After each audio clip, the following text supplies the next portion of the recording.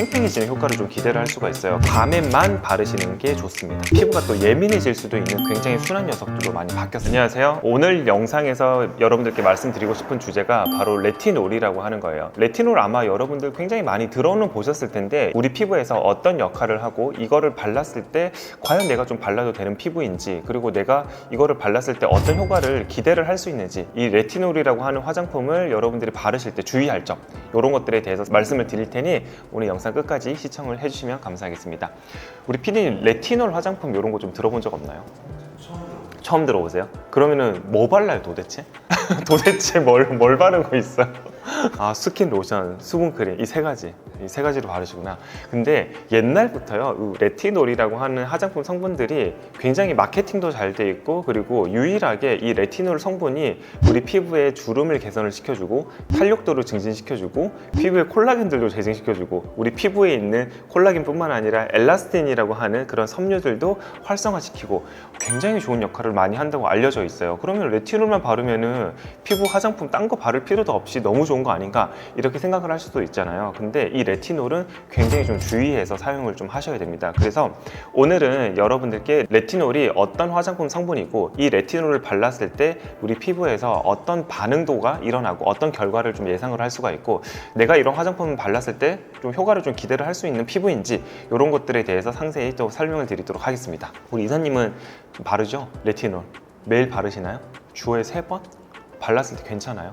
너무 좋아요. 이 영상을 보시는 분들이 진짜 다양하게 연령대가 20대, 30대, 50대, 60대 다양하게 되게 많이 계실 거라고 생각을 하는데, 이 레티놀 화장품들은요, 여러분들 잘만 바르시면 지금 가지고 있는 좀 잔잔한 그런 주름들도 좀 옅어지고 좀 팽팽해지는 효과를 좀 기대를 할 수가 있어요. 근데 20대 분들, 내가 젊다고 절대 방심하면 안 되고 지금부터 관리를 해 주셔야지 이런 주름들도 미연에 예방을 좀 할 수가 있으니까, 20대 분들도 오늘 영상 끝까지 잘 시청을 해 보시고, 오늘 제가 말씀드리는 그런 여러 가지 방법들에 대해서 여러분들이 좀 참고를 해주시면 되게 좋을 것 같아요.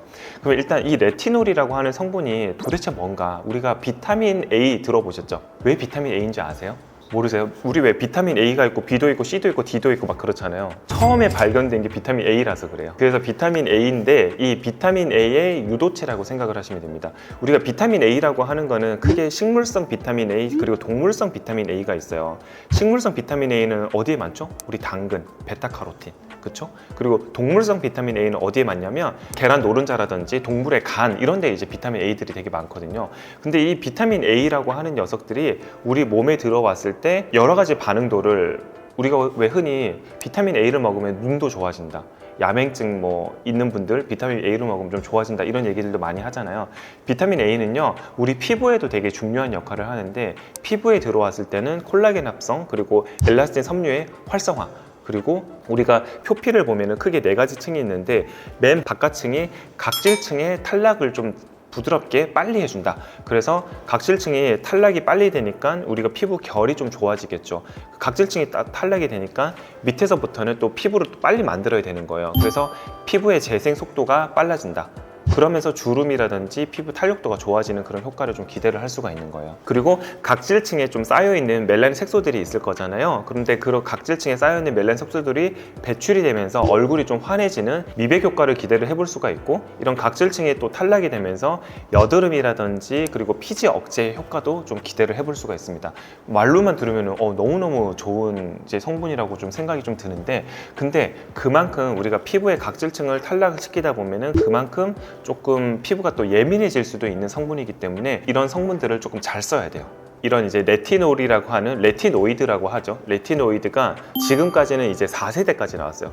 우리가 옛날에는 1세대 레티노이드는 스티바 A라고 하는 전문 의약품이 있었어요. 근데 그 전문 의약품은 이미 단종이 돼버렸고, 그리고 2세대 아이시트레인, 그리고 3세대 아다팔렌, 그리고 4세대 지금 이제 최근에 나온 이제 트리파로텐, 이런 성분들이 있는데, 우리가 1세대부터 2세대, 3세대, 4세대로 오면서 이 레티노이드의 성분들이 조금 부드러워졌다 라고 생각을 하시면 돼요. 옛날에 이제 1세대 레티노이드 계열 같은 경우는 피부의 자극도도 굉장히 많고, 그리고 피부가 좀 예민한 피부에 발랐을 때는 피부가 난리가 나는 그런 성분들이 좀 있어서 조금 독한 녀석들이었는데, 이제 4세대까지 오면서 굉장히 순한 녀석들로 많이 바뀌었습니다. 그래서 이런 레티놀 이제 성분을 가진 화장품들이 되게 많은데요. 근데 이런 화장품들을 봤을 때 그러면은 이 영상을 보시고 여러분들이 나 레티놀 지금 당장 가서 발라야겠다 라고 생각하시는 분들 굉장히 많을 텐데, 이 레티놀 화장품들을 여러분들이 볼 때 되게 주의하게 볼 점이 있어요. 일단 첫 번째로는요, 우리가 어떤 이제 뭐 수학 문제를 풀 때도 내가 어떤 수준인지 잘 모르잖아요. 그러면 어떤 것부터 먼저 해야 돼요? 입문자 코스 먼저 해야 되는 거예요. 그래서 레티놀 화장품을 볼 때 레티놀의 함량을 먼저 보셔야 돼요.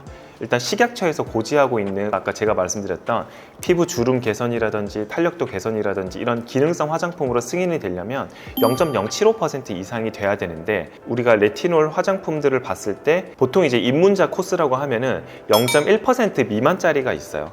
근데 0.075% 이상만 돼도 그런 효과를 충분히 기대를 할 수가 있기 때문에, 내가 만약에 입문자다, 나는 레티놀 화장품을 한 번도 안 써봤다 하시는 분들은 0.1% 미만짜리 좀 순한 걸로 먼저 좀 쓰셔야 돼요. 그리고 처음에 사용을 하실 때는 매일 바르시는 게 아니라 일주일에 한 3번 정도, 내가 만약에 월요일에 발랐다 그럼 수요일날 바르시고 금요일날 바르시고, 그래서 격일로 이렇게 조금씩 소량씩 바르시는 걸 추천드리고, 그리고 한 번에 바를 때도 양 자체를 그렇게 많이 바르시면 안 돼요. 보통은 우리가 쌀 한 2톨 정도 크기 있죠. 쌀 2톨 정도 크기와, 그리고 여러분들이 사용하시고 있는 그런 재생크림이나 수분크림 그런 것들을 섞어가지고 밤에만 바르시는 게 좋습니다. 레티놀 같은 경우는 우리가 햇빛에도 굉장히 취약하고, 그리고 공기라든지 굉장히 산화가 잘 되는 특징이 또 있기 때문에 여러분들이 햇빛을 봤을 때 또 부작용이 생길 수가 있고, 그리고 효과도 많이 떨어질 수가 있기 때문에 밤에만 바르시면 돼요. 그래서 요약을 하면, 처음에 내가 레티놀 화장품들을 바른다 하시는 분들은 0.1% 미만으로 좀 순한 걸로 해서 밤에만 격일로 바르시면 됩니다. 근데 이제 내가 격일로 이렇게 재생크림이나 수분크림이나 섞어서 발랐는데 큰 문제가 없다 하시는 분들은 이제 요일을 조금 더 촘촘하게 가지고 가셔도 되겠죠. 월요일날 바르고, 뭐 화요일날 바르고, 수요일날 바르고, 그리고 뭐 금요일날 바르고, 이런 식으로 조금 더 촘촘하게 여러분들이 요일을 조금 지정을 하셔가지고 바르시면 도움이 되겠죠. 그래서 0.1% 미만만 해도 여러분들이 주름이나 탄력감 같은 거를 좀 개선시킬 수가 있어요. 그러면 이제 내가 0.1%를 한 2개월, 3개월 정도 써봤는데 괜찮더라, 큰 문제가 없어, 매일 써도 크게 문제가 없어 하시는 분들은 이제 조금 더 상급자 코스로 가셔야겠죠. 그래서 0.1%에서 0.3% 그 정도의 농도가 되는 레티놀 화장품들을 선택을 하셔가지고 0.1에서 0.3%를 또 월수금 이런 식으로 바르시다가 크게 문제가 없다 하시면은 조금 더 날짜를 좀 더 촘촘하게 해가지고 발라주시는 게 좋을 것 같아요.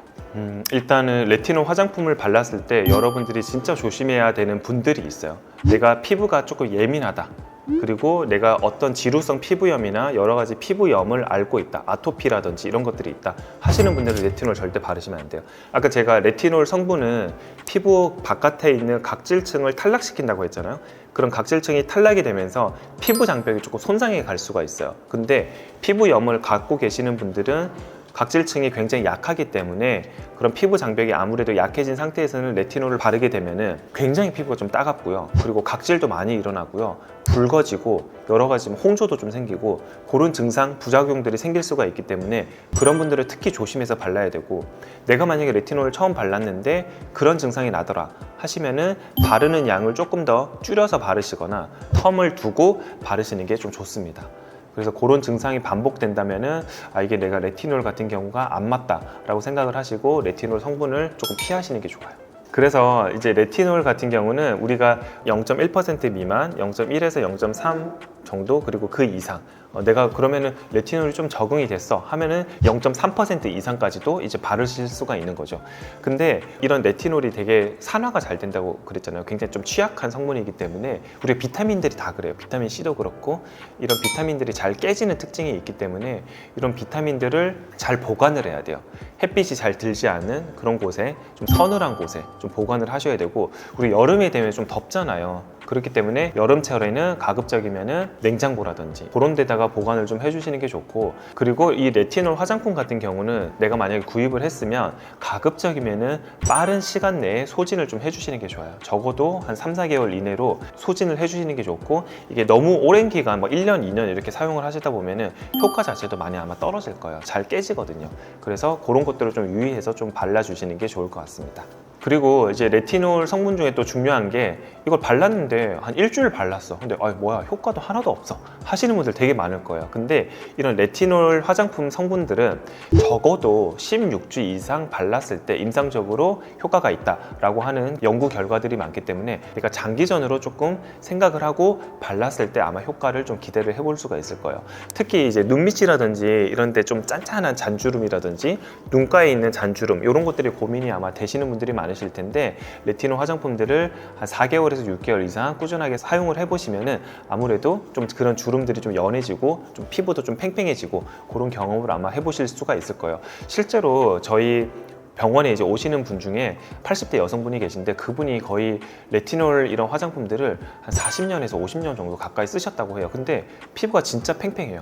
그리고 피부 자체가 약간 노화를 조금 먹지 않는? 노화가 되지 않는 그런 듯한 착각을 일으킬 정도로 피부가 정말 탱탱하고 좋으신데 이제 그분한테 여쭤보니까 본인은 이런 레티놀 성분을 굉장히 오랫동안 이때까지 사용을 하고 있고 지금도 사용을 많이 하고 있다라고 하시더라고요. 그래서 그분도 레티놀을 바르고 나서 피부 노화도 좀 예방이 많이 됐던 것 같다라고 말씀을 많이 하시더라고요. 그래서 이런 것들을 좀 장기적으로 생각을 하고 발라보시면 어떨까. 그리고 내가 피부에 큰 문제가 없으면은 이렇게 장기적으로 바르시는 게 많은 도움이 된다라고 또 얘기를 해볼 수가 있겠습니다.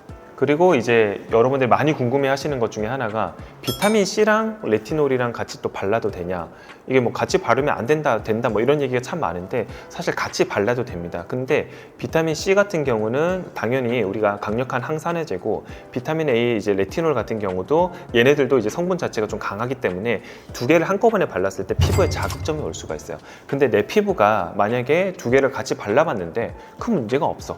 그러면은 여러분들 바르셔야 돼요. 근데 이제 대체적으로 어떻게 제가 추천을 드리냐면 이제 루틴을 좀 추천드릴게요. 오전에는요, 여러분들이 이제 세안을 하시고 에센스를 바르시고 비타민 C를 바르시고 그리고 재생크림이나 보습크림 같은 걸 바르시고 자외선 크림을 바르시면 되겠죠. 그리고 밤이 되면은 이제 세안을 또 하시고 그리고 에센스를 바르시고 여러분들이 사용하고 계시는 재생크림이나 수분크림 라인 바르시고 그 다음 마지막 단계에 레티놀 화장품을 발라주시면 됩니다. 왜 이렇게 바르냐면 우리가 레티놀을 바를 때는 적어도 우리 피부에 어느 정도 크림이나 수분크림이 조금 들어가 있는 상태에서 레티놀을 발라야지 얘네들이 좀 자극점이 좀 덜 할 수가 있어요. 제가 아까 말씀드린 대로 섞어서 바르시는 것도 괜찮아요. 그래서 레티놀 단독으로 처음부터 바르시면 조금 따가운 증상이라든지 피부가 예민해질 수 있는 증상이 생길 수 있기 때문에 보습크림이나 재생크림을 먼저 바르신 다음에 레티놀을 바르시는 걸 전 추천드립니다. 근데 만약에 내가 나는 큰 문제가 없던데 내가 뭐 비타민 C랑 같이 발라도 큰 문제가 없던데 하시는 분들은 저녁에 세안을 하시고 에센스 바르시고 비타민 C를 바르시고 한 2분 정도 흡수를 시킨 다음에 그 다음에 크림을 바르시고 레티놀로 마무리 해주시면 됩니다. 그렇게 이제 루틴을 좀 잡으시면 될 것 같아요. 이제 마지막으로 레티놀 이런 화장품들이랑 바르실 때 또 좀 도움이 되는 그런 성분들이 좀 있어요. 내가 보습감을 좀 원한다 하시는 분들은 레티놀과 히알루론산이라든지 세라마이드, 뭐 글리세롤 이런 것들이랑 좀 섞어서 바르시면 되고, 내가 피부에 좀 진정을 원한다 하시는 분들은 뭐 판테놀이라든지 알란토인이라든지 알로에 추출물 이런 것들을 좀 바르시면 되고, 내가 만약에 미백에 좀 더 도움을 주고 싶은 그런 성분들을 바르겠다 하시는 분들은 뭐 알부틴이라든지 나야신아마이드 이런 성분들이랑 좀 조합을 해가지고 또 발라주시면 이제 여러분들의 니즈에 맞게 조금 더 극대화의 효과를 좀 기대를 할 수가 있을 것 같아요. 자, 오늘은 여러분들 바르시는 그런 화장품 성분 중에 정말 유일하게 피부 주름과 그리고 피부 안티에이징, 콜라겐, 엘라스틴 섬유의 그런 활성화에 도움이 되는 레티놀에 대해서 알아봤는데, 이 레티놀에 대해서 여러분들 잘 알고 바르셔야지 효과를 또 극대화를 하실 수가 있고, 무조건 안전하게 바르셔야 되는 거 잊지 마시고, 이 레티놀에 대해서 궁금하신 많은 지인분들에게 이 영상을 또 공유해 주시면 대단히 감사하겠습니다. 오늘 영상이 도움이 되셨으면 구독과 좋아요, 알림 설정 부탁드릴게요. 안녕.